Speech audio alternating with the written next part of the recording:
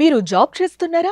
మీ సాలరీని double చేసుకోవాలని అనుకుంటున్నారా? 2x your salary online కోర్సులో జాయిన్ అవ్వండి. విజయసాయి రెడ్డి గారు హట్ అయ్యి నేనైతే పార్టీలో ఉన్నాను ఇలా జరిగితే అని చెప్పేసి బయటికి రావటం అనేది ఇంకొక పక్క వినపడుతుంది. రెండిట్లలో కీలకంగా మీరైతే ఏదనుకుంటున్నారు అసలుకి? ఇప్పుడు విజయసాయి రెడ్డి గారు హట్ అవ్వాల్సిన పరిస్థితులు ఏం లేవు. ఎందుకంటే ఆయన నెంబర్ 2 స్థానంలో ఉన్నారు. మరి ఎందుకు పార్టీ నుంచి రాజీనామా చేశారు? అదేనండి, జగన్మోహన్ రెడ్డి గారికి ఆయనకి ఇవ్వాల్సినటువంటి అన్ని ప్రాధాన్యతలు ఇచ్చారు. మా పార్టీలో ఆయన ఒక మూల స్తంభం. నెంబర్ 2 అంటే మళ్ళీ చాలా మంది మీకు ఫోన్లు చేస్తారు సాయంత్రం. ఏం పర్లేదు, పార్టీ వాళ్ళే పర్వాలేదు. నెంబర్ 2 మేమా ఆయన అని చెప్పి. నేను ఇలాంటి వాటికి ఎవరికి భయపడే వ్యక్తిని కాదు. నేను రాజకీయాలను మానుకుంటా, కానీ ఒకరికి భయపడి నేను రాజకీయాల్లో కొనసాగే ప్రశ్నే లేదు. రాజకీయ శాశ్వతంగానే మానుకుంటా. ఏ అవమానం ఉన్నా లేకపోతే మరొకటి ఉన్నా కూడా, ఎందుకంటే నా సైడ్ నుంచి తప్పు లేకుండా అయితే చూసుకుంటా. చెప్పండి మరి ఇప్పుడు ఎందుకు మారారు మీరు చెప్పండి. నెంబర్ 2 అన్నారు కదా, ఆయన ఎందుకు మారారు? ఒకటి, ఆయన వ్యక్తిగతమైనటువంటి సమస్యలు ఆయనకున్నాయి. ఏదైతే ప్రభుత్వం పోయిన తర్వాత అనేక విషయాల్లో ఆయన ఎదురెత్తున్నటువంటి పరిస్థితులు కూడా చూసాం, మనం అందరం చూసాం. ఆ వ్యక్తిగతంగా ఏదైతే ఆయన ఆలోచన చేసుకొని ఏదైతే ఆయన ఈ వైసీపీలో ఉన్నారో, మరి అవతల పార్టీ వాళ్ళు ఏ విధంగా దాడి చేస్తున్నారు, ఏ విధంగా ఆయన మీద ఆయన ఇబ్బంది పెడుతున్నారో, లేదా ఆయనకు ఆస్తులకు సంబంధించినటువంటి ఇతర అంశాల్లో కూడా కూలగొట్టేటువంటి పరిస్థితుల దగ్గర నుంచి ఇతర అంశాలు అంటే ఏంటి, ఆయన్ని ఇబ్బంది పెడుతున్నటువంటి పరిస్థితులు ఉన్నాయి చాలా అంశాల్లో. వ్యక్తిగతంగా ఆయన ఆలోచన చేసుకుని ఒక నిర్ణయం తీసుకున్నా. అంటే ఇక్కడేమో గౌరవం లేక కాదు, ఈయన గౌరవం లేకపోవడం ఏంటండి, వైసీపీలో ఆయన గౌరవం ఉంది కాబట్టి అలాంటి అంశం ఏం కాదు. కానీ బట్ వ్యక్తిగతమైనటువంటి నిర్ణయం ఆయన తీసుకున్నారు. ఆయన ఆ నిర్ణయానికి అనుగుణంగానే ఉంటుంది. మరి మళ్ళీ వాళ్ళ కుటుంబంలో షర్మిలా గారితో మాట్లాడి వాళ్ళని ఏదో కలపాలా అనే దానికి ఆయన రాజీనామా చేయాల్సిన అవసరం లేదు కదా. కలుస్తారా? కలిసి ఇద్దరు కలిసి పోరాడే అవకాశం ఉందా? ఎక్స్పెక్ట్ చేయొచ్చా వైసీపీ కార్యకర్తలు? ఇప్పుడు కుటుంబం అంటే అది ఒక కుటుంబంలో అంశం కాబట్టి ఏదైనా జరగవచ్చు. ఇప్పుడు వారు ఏంటంటే వ్యక్తిగతంగా ఒక స్థాయికి నేను వెళ్ళాలా అనేటువంటి ఆలోచనతోనే మరి తెలంగాణలో పార్టీ పెట్టారు. సరే, అది అక్కడ ఫెయిల్ అయింది. మళ్ళీ ఆంధ్రాలో ఒక పార్టీకి అధ్యక్షులుగా ఉన్నారు. కాబట్టి అది వ్యక్తిగతమైనటువంటి నిర్ణయం. షర్మిలా గారిదైనా లేదా జగన్మోహన్ గారిదైనా ఎంతైనా కూడా వాళ్ళంతా ఒక కుటుంబం కాబట్టి ఏం చెప్పలేం ముందు రోజుల్లో ఎలాగ ఉంటుందని. ఆస్తుల్లో వచ్చిన తగాదాలు అంటారా, లేకపోతే రాజకీయాల్లో సీట్ల ఒప్పందం, లేకపోతే ఏదో ఒక భాగంలో వచ్చిన తగాదాలు అంటారు ఇవి? ఒకటండి, ఇప్పుడు కుటుంబం అన్న తర్వాత ఏ ఇంట్లో గొడవలు లేకుండా ఉంటాయి. ఏదో ఒక అంశంలో చిన్నదే పెద్ద ప్రతి కుటుంబంలో ఉండేటువంటి. ఇప్పుడు ఒక జగన్మోహన్ రెడ్డి గారి కుటుంబం కాబట్టి ఈరోజు అందరం మాట్లాడుకుంటున్నాం తప్పితే ఏ కుటుంబంలో ఉండవండి. ప్రతి కుటుంబంలో ఆస్తుల గొడవలు ఇంకోటి ఉంటాయి. కానీ ఆస్తులకు సంబంధించి జగన్మోహన్ రెడ్డి గారు స్పష్టంగా ఏవైతే ఇవ్వాలో రాజశేఖర్ గారు ఉన్నప్పుడే అన్ని పంపకాలు జరిగిపోయినాయి అనేటువంటి మాట మేము కూడా వింటా ఉన్నా. నేను చాలా సందర్భాల్లో విన్నా నేను.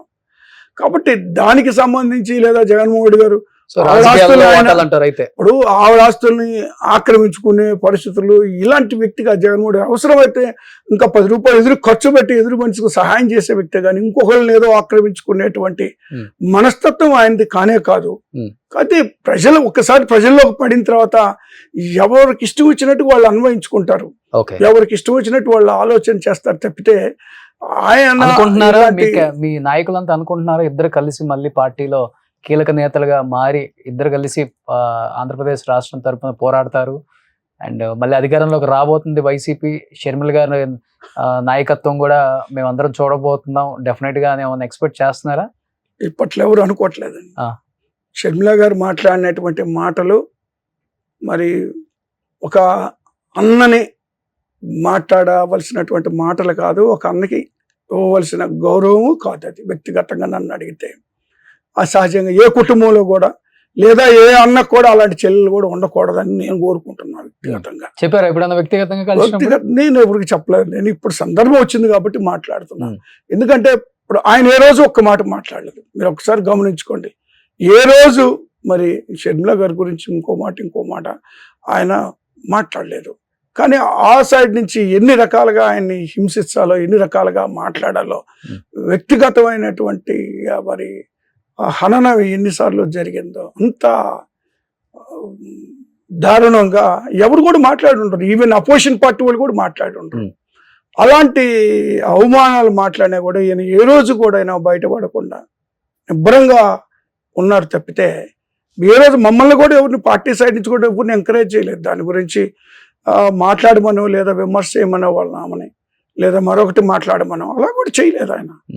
జస్ట్ ఆయన దేవుడికి వదిలేశాడు ఆయన అంతే. ఓకే, నిర్ణయం ఎలా ఉంటారో ముందు రోజు. లాస్ట్ అండ్ ఫైనల్ గా చెప్పండి, మొన్న ఒక బాలినేని శ్రీనివాస్ రెడ్డి, నిన్న ఒక విజయసాయి రెడ్డి, రేపు ఇంకా బడా నేతలు చాలా మంది ఉన్నారు, పార్టీ మారటానికి సిద్ధంగా ఉన్నారు, క్యూ లైన్ కట్టేశారు, గేట్లు తెరవటమే లేట్ అవతల వాళ్ళు, గేట్లు తెరిస్తే మొత్తం అనే మాట వాస్తవమా? ఇంకా కీలక నేతలు పార్టీని వీడే అవకాశం ఉంది అనే మాటకి ఏం చెప్తారు మీరు? వెళ్ళేవాళ్ళు వెళ్ళొచ్చు, ఇందులో ఇక్కడ ఆపడానికి ఎవ్వరు లేరు సిద్ధంగా. జగన్మోహన్ రెడ్డి గారు కూడా సిద్ధంగా లేరు.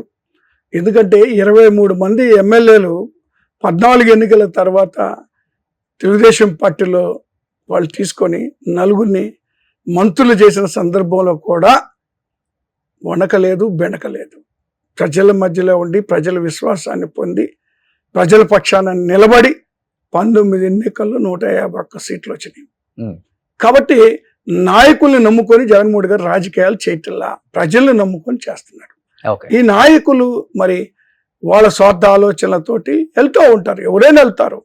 దాంట్లో ఏమి రాజకీయాల్లో శాశ్వత మిత్రులు ఉండరు, శత్రువులు ఉండరు, అది అంటుంటారు ఎప్పుడు, అది వాస్తవం కూడా అది. కాబట్టి సహజంగా వెళ్ళి వచ్చేటువంటి వాళ్ళు ఉంటారు. కానీ జగన్మోహన్ రెడ్డి గారు మాత్రం అలాంటి వాటికి బెదిరేటువంటి వ్యక్తి కాదు. మీరు అప్పుడు చూసుకోండి, 14 ఎన్నికల ముందు కూడా కొంతమందే చేరారు ఆయన పార్టీలు, కాంగ్రెస్ పార్టీల నుంచి. సో అంటే 14 ఎన్నికల్లో కూడా కాని పనులు చేయను అని రైతు రుణమాఫీ అనేటువంటి దాన్ని చేసేటువంటి అవకాశం లేదు అని ఆయన దాన్ని తిరస్కరించారు. మేము అందరూ కూడా చెప్పినా కూడా వినలేదు ఆయన. అమలు కాంతి మనం తప్పుడు వాగ్దానాలు చేయకూడదు అన్నారు. అయినా కూడా ఆ రోజు 67 సీట్లు వచ్చినాయి. కాబట్టి ఇప్పుడు మళ్ళీ ఖచ్చితంగా వైఎస్ఆర్ కాంగ్రెస్ పార్టీ 29 ఎన్నికల్లో విజయ దుందుబి మోగించబోతుంది అనేటువంటి మాట వాస్తవం. అది కార్యకర్తల యొక్క గొప్పతనం అవుతుంది. అప్పుడు కూడా నాయకత్వం అనేటువంటిది మారుతూ ఉంటది. చేర్పులు మార్పులు రాజకీయాలు మారుతూ ఉంటారు, కానీ పార్టీ విజయం ఎవరు ఆపలేరు అంటారు. ఖచ్చితంగా పార్టీ విజయాన్ని ఎవ్వరు ఆపలేరు. ఎందుకంటే ఈ రోజు జరిగేటువంటి సంఘటనలు చూస్తే లేదండి, కేవలం 9 నెలల్లోనే ఈ కూటమి ప్రభుత్వం ఫెయిల్ అయింది అనేటువంటిది ప్రజల్లో ఈ రోజు వచ్చేసింది. కాబట్టి రాబోయే రోజుల్లో ఖచ్చితంగా వైఎస్ఆర్ కాంగ్రెస్ పార్టీ పక్షాన ప్రజలు నిలబడతారు. కొంతమంది కొన్ని అపోహలకి లేదా వీళ్ళు ఇచ్చిన హామీలకు నమ్మి మరి వాళ్ళని బలపరిచి ఉండొచ్చు. కానీ వాస్తవాలు అతి కొద్ది రోజుల్లోనే తెలుసుకున్నారు. కాబట్టి రాబోయే ఖచ్చితంగా ప్రజలు మరి వైఎస్ఆర్ కాంగ్రెస్ పార్టీకి జగన్మోహన్ రెడ్డి గారు పట్టం కడతారనేటువంటి ఆత్మవిశ్వాసం మాకుంది. Thank you so much Rajasekhar గారు. Thank you. సుమన్ టీవీలో మీ పర్సనల్ అండ్ బిజినెస్ ప్రమోషన్స్ కోసం కింది నెంబర్కి కాంటాక్ట్ చేయండి.